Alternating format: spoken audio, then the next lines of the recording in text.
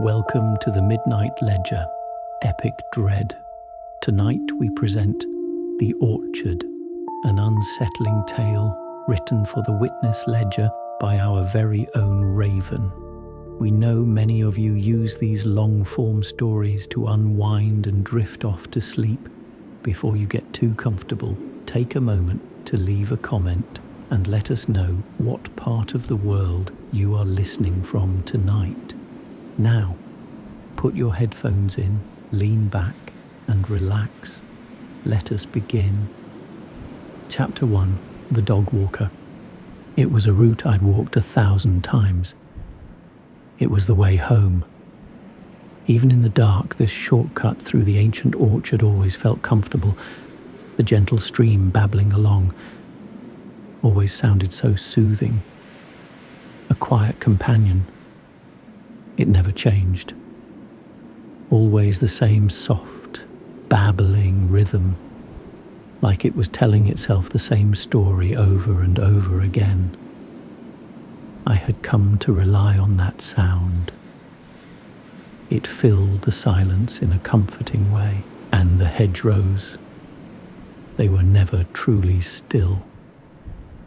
There was always movement there. The soft rustle of something small keeping just out of sight.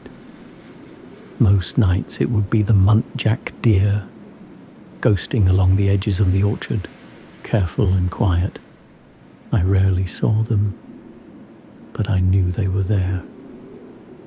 It made the place feel alive, safe, in its own way. The path itself felt like an extension of home. It was familiar. Familiar in the way that certain paths become part of you. The way home didn't need thinking about. My feet knew it. Even in the dark, even with my mind elsewhere, the shortcut through the orchard always carried me back without question. The trees were old, older than they had any right to be. Their trunks twisted in on themselves, thick and patient, like they had been standing there long before the path was ever worn between them. Someone had planted them in rows once, carefully measured, but time had softened that order. The lines bent, drifted, didn't quite follow the land the way they should. Still, it was familiar, but not tonight. Tonight, something was off, something was different. It felt like the world had split in two. Even though the wind was blowing through the trees like a steam train, the air felt somehow still, like it was waiting for something to happen. Something was wrong. It didn't announce itself. There was no single moment where everything changed. It was quieter than that. Subtler, like stepping into a room and realizing, without knowing how, that something had been moved. The canopy above me was alive with movement, branches lashed and twisted, leaves shuddering violently against one another. The sky beyond them had turned a heavy grey, the light draining out of it minute by minute. The wind didn't just blow, it roared through the twisted apple trees like a ghostly steam train, a mechanical rhythmic scream that should have been shaking the very teeth in my head. I looked up, watching the branches thrash against a grey sky growing darker by the minute. Then I looked down. Nothing. Not a single blade of grass moved. Not calm. Not quiet. Still. Thick and unmoving, like I had stepped into something sealed. Like the world above and the world below had separated, and I was standing exactly where they no longer met. At my feet, the world was like a tomb. The fallen apples lay like lead weights in the dirt. The air around my face was thick, stagnant, and utterly, impossibly still. It was as if I were walking through a photograph of a storm, seeing the violence above but feeling only the cold, dead vacuum of a vacuum-sealed room. I drew in a breath. It felt delayed, as if it reached me a fraction of a second too late. Everything looked like it had been paused, yet I could see the babbling stream still flowing. Looking at it made my head spin. It looked like it was flowing backwards, like watching an old VHS tape play in reverse. The sound was there, the image was there, but it was all going in the wrong direction. Impossible, I said to myself. That can't happen. It must be a trick of the light. There's obviously a storm rolling in, and the heavy cloud makes the colours look weird, and that can change how everything looks. That's got to be it, right? I started walking again, my boots crunching on the dry earth, but the sound felt thin and out of time, like I was hearing an echo through a heavy stone wall. I frowned, glancing toward the hedgerow. I strained my eyes, looking into the darkest shadows, trying to spot something, anything that would explain this overwhelming dread that was coursing through me. There was no movement there tonight, no soft rustle, no quiet shifting shapes, just a dark, unbroken line where the shadows had gathered too thickly to see into. I kept looking anyway. Something about it made the back of my neck tighten. That old instinctive feeling, the one that tells you that you're being watched even when you can't prove it. Maybe it was a fox or something larger, something with eyes fixed on me from just inside that darkness.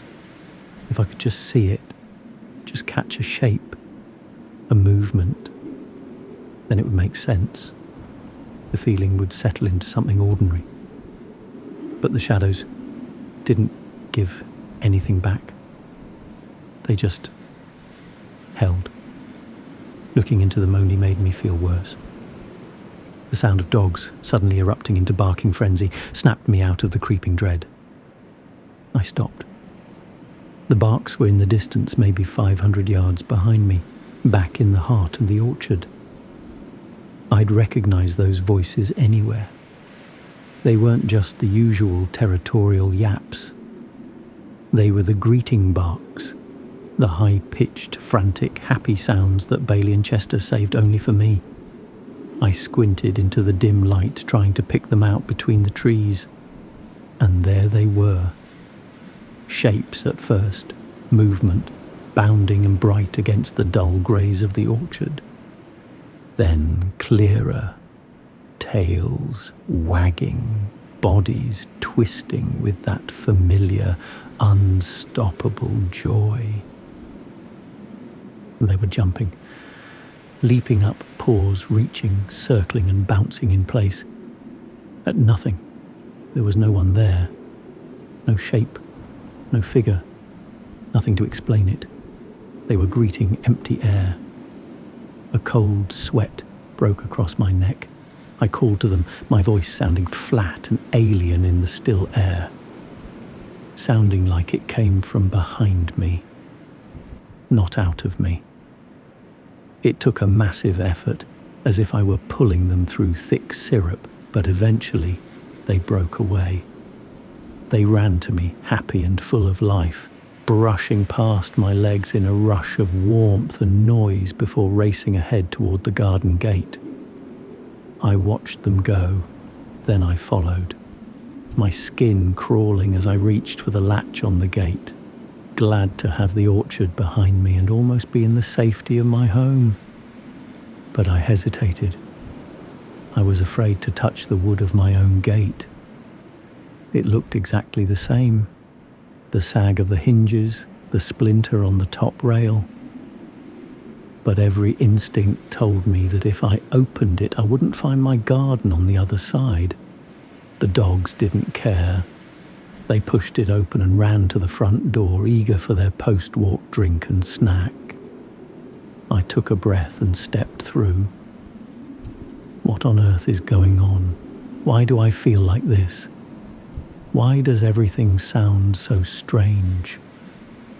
I watched the gate close behind me. The sound of its creaky hinge, just like it always does, grated across my eardrums and made me cringe, then followed the metallic clank as the latch bounces itself back into place. Familiar sounds, normal sounds, but not in time with what I'm seeing. The sounds are lagging. Maybe I need caffeine. Inside the kitchen was a sanctuary of yellow light and the smell of home. I watched Bailey and Chester collapse into their beds, tongues out, fast asleep within seconds. I filled the kettle. I needed the mundane sound of boiling water to anchor me back to reality. I stood by the window, waiting for the click of the switch. Then I heard it. Outside, in the orchard, exactly where I had been standing moments before, the greeting barks started again. The same pitch, the same rhythm. I looked down at the dogs sleeping at my feet. They didn't move. They didn't even twitch an ear. I looked back out the window. There, in the fading light of the garden gate, were the dogs. My dogs.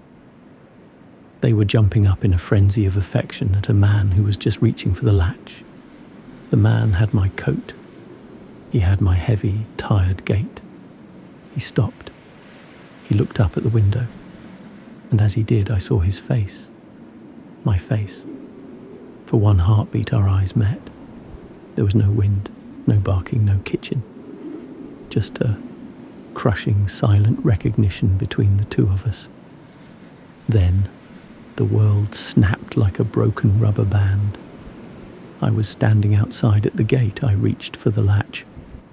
I hesitated. I was afraid to touch the wood of my own gate. It looked exactly the same. The sag of the hinges, the splinter on the top rail. But every instinct told me that if I opened it, I wouldn't like what I'd find on the other side.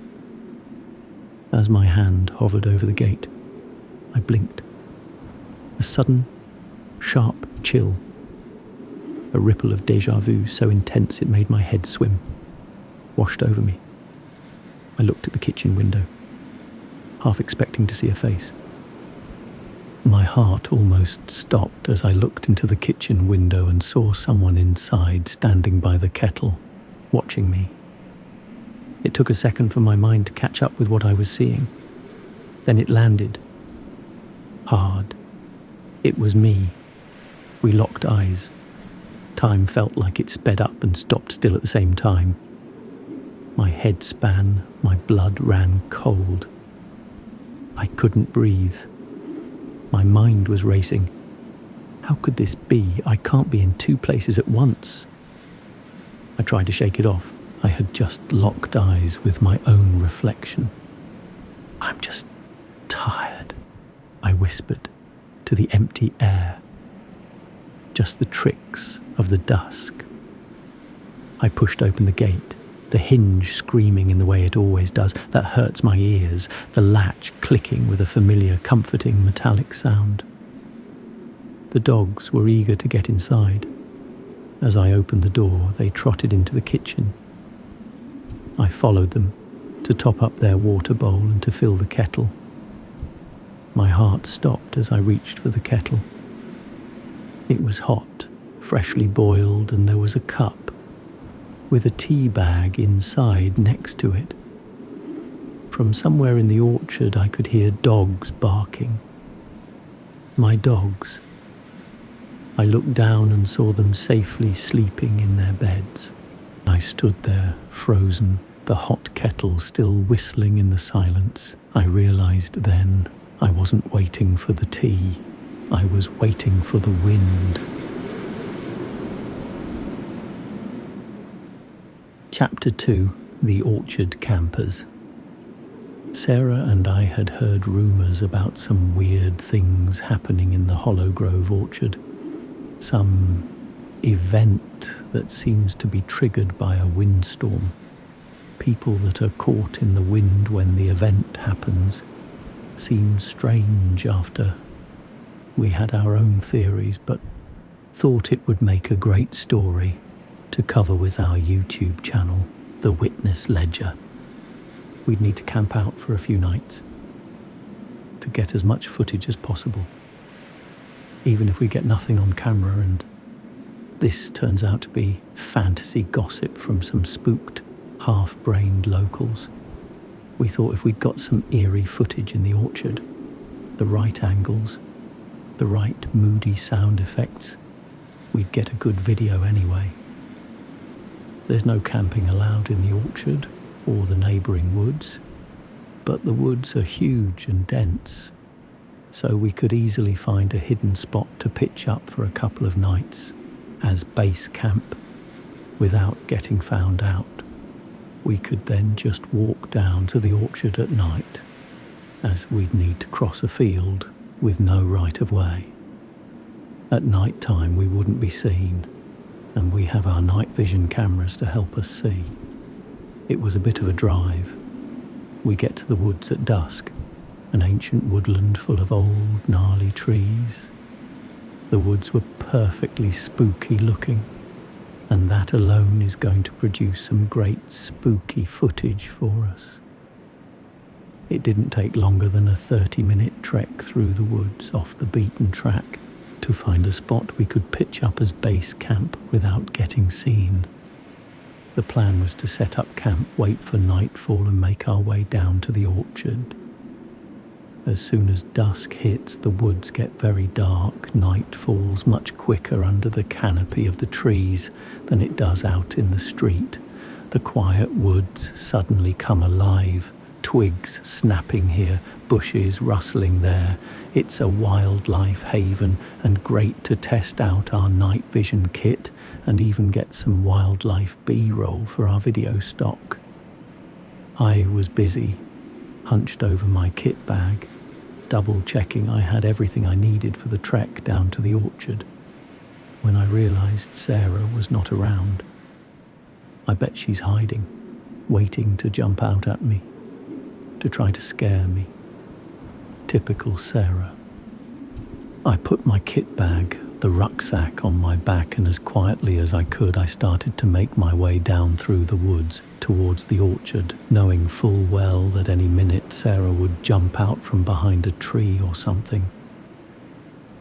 Sure enough, 2 minutes into my trek, "Ah!" she yelled as she leapt out from behind a huge oak tree, arms outstretched like a low-budget zombie extra. Even though I was expecting it, it still gave me a bit of a fright. The woods are so eerie.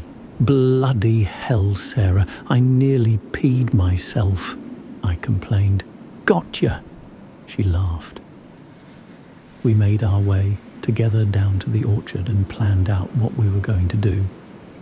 The weather app is showing strong winds coming in the early hours, so we absolutely need to get footage of that. I'm sure it's going to make some great footage, the wind crashing through the trees. At night, the moon is nice and big too, so that always adds a touch of something extra to the footage, especially if we can place ourselves. So the moon is behind the trees, silhouetting the branches. "Sarah," I warned, "we haven't got time for games and messing around tonight. We may not get another chance to get this footage. Once the winds come through and pass, the forecast is no wind for several days. We're only here for 2 days, so this is our only chance. Please be serious for once." "Yes, I know," she replied. "I'm not a dumbass. Stop moaning and let's crack on." We both had our own action plans for the night and started right away, setting up some trail cams to give us some additional footage. You never know what you're going to pick up on them, so it's always worth setting a few up. Even though our handheld night vision cams are the main tools of the trade. 10 minutes into setting up and I noticed Sarah was gone. "For crying out loud," I said to myself. "I can't believe she's doing this now. We need to get everything set up." I shouted for her. No answer. Of course there wouldn't be. That's not how she plays this game. I have to go and find her, like a bloody child. Off I go, peering around trees, using my night vision to see where I'm going. Then I spotted her. Got you, I thought to myself. I watched her through the small LCD screen. In the night vision green, she looked like a ghost, standing perfectly rigid against the trunk of an old bramley. Very funny, Tsar, I muttered, stepping closer. The frozen act is a bit much, don't you think? She didn't answer. She didn't even seem to be breathing. I reached out, my fingers inches from the nylon of her hiking jacket. I was going to shake her, tell her the joke was over. Then a hand gripped my shoulder, a real heavy, terrified hand. Tom? Sarah's voice whispered right into my ear. Tom, turn around. We need to go now. I froze. My heart hammered against my ribs like a piston engine. I didn't turn around. I couldn't. I just looked at the screen, fixated in terror. The Sarah in front of me started to turn, but she didn't turn like a person. She turned like a frame of film being dragged across a projector. The Sarah next to me grabbed me by the coat and pulled me away. She was as terrified as I was. Tom! She shouted at me. Move! We need to go now! My head was spinning with questions, but I couldn't articulate a single one of them. My mouth just opened and closed like a goldfish as she pulled me along. We ran, picking up speed, all the way back to our camp. By the time we reached camp, I was too out of breath to speak. We collapsed to our knees, trying to catch our breaths, trying to make sense of what the hell just happened. After what felt like eternity, Sarah turned to me, her face streaked with fresh tears, her eyes still wide with fear. Tom, she said, her voice cracking, we have to go, we have to leave, now. What do you mean? I said. We left the orchard, we're at our camp. I know that, she replied, but we need to leave this place, we need to go home. I don't want to be anywhere near that orchard. I saw you, you saw me. How is that a reason to go? We need to get the trail cams back in. If they picked up what we've just seen, we have struck pure bloody gold. No, you don't understand, she said. I saw you in two places at once, just like you saw me, in two places at once. The other, you spoke to me. It said, look into her eyes. You have to look into her eyes and then it's done. I don't know what the hell it means and I am not sticking around to find out.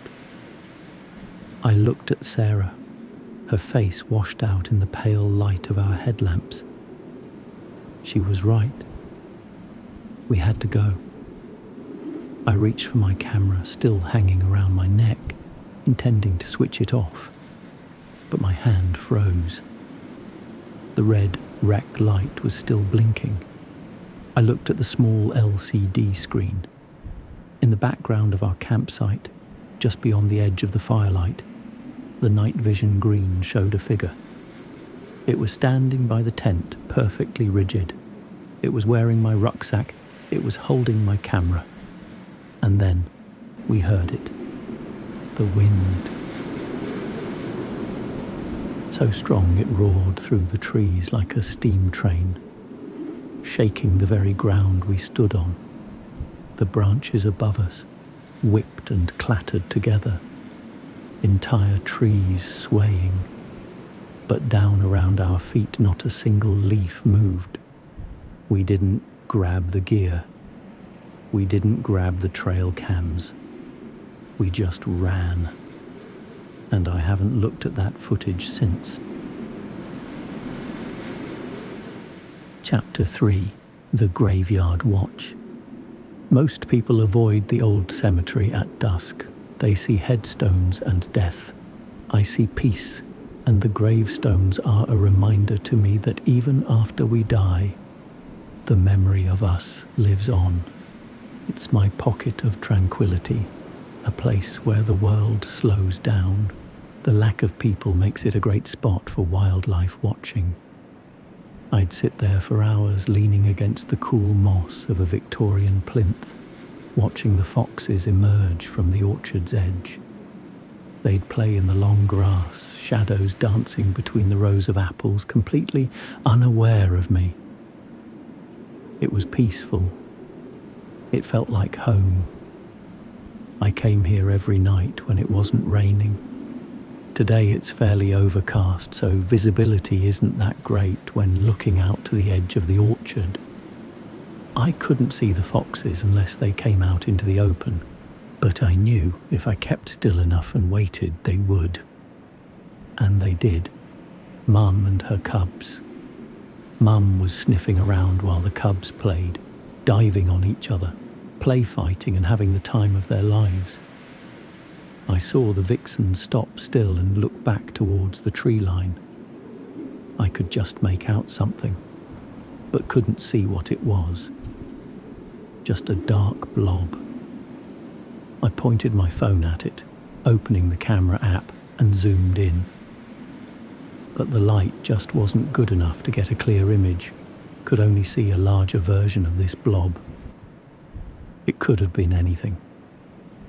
Whatever it was, it annoyed me as the vixen rounded her cubs up, taking them back deep into the orchard, out of sight.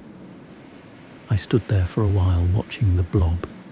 It didn't seem to move. Maybe it was a tree stump I had never noticed before, and the fox spooked at something else. The next night I could see the blob as soon as I arrived. It seemed to be a bit bigger. I tried to look at it again through my camera, but couldn't get it in focus. I took a photo anyway to compare it to the one from last night. Sure enough, even though it was an unfocused blob, it was bigger tonight. How strange. I wonder what it is. I waited for nearly an hour, but no foxes tonight. The third night there was absolutely no doubt. The blob was much bigger. It looked like a person in the distance. Just stood there. I couldn't make out any features, just a blobby human shape. Standing still. It felt like it was staring at me, but I couldn't see a face, so perhaps that's my mind playing tricks on me. I waited, scanning the edges for the foxes to make their appearance. Each time I looked back at the blob, I'm sure it was bigger, closer, but I hadn't seen it move. Now I kept my eyes on the blob person. It was completely still, yet every time I blinked, it was closer to me. Every time I blinked, I could make out more detail. I tried to get some more shots with my phone, but it wouldn't focus on the blob. It was like a smudge in the photo. This was starting to feel too weird to deal with. I headed home. Trying to logicalize what was happening, it's just a random weirdo watching me. My phone camera won't focus because the light level is too low. Anything to ease my mind from spinning into the fear that was trying to grip it. I shouldn't have gone back on the fourth night, but the orchard has a pull, a gravity of its own. The air in the graveyard was dead still, a vacuum. Then the roar started. Not a breeze, but a mechanical scream in the canopy above. The steam train had arrived. The blob was cleared tonight, much closer. I could make out its shoulder. Its head was tilted to one side, like I tilt my head when I'm concentrating. I blinked.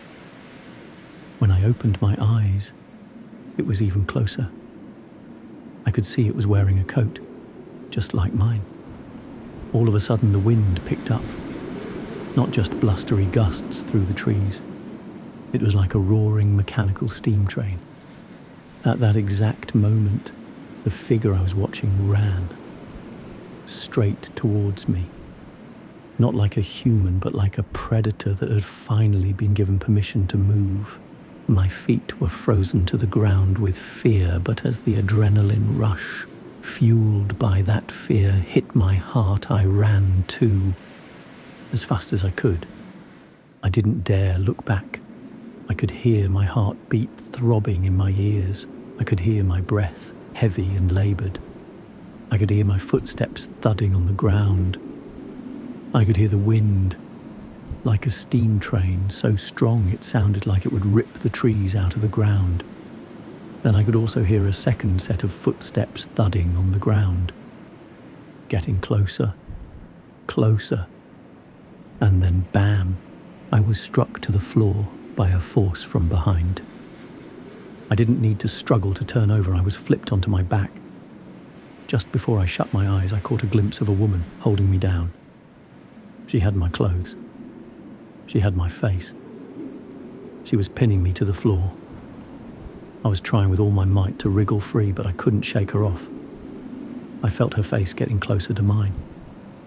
Then I heard her speak in my voice. "Jan, look at me, Jan," so calmly. I felt I had to look at her, even though every fibre of my being told me not to. I opened my eyes. I looked straight into her eyes. It was like looking into a mirror. My head spun, the world speeding up and slowing down all at once. I felt my heart stop. I couldn't breathe. I shut my eyes as tight as I could, praying for the dark.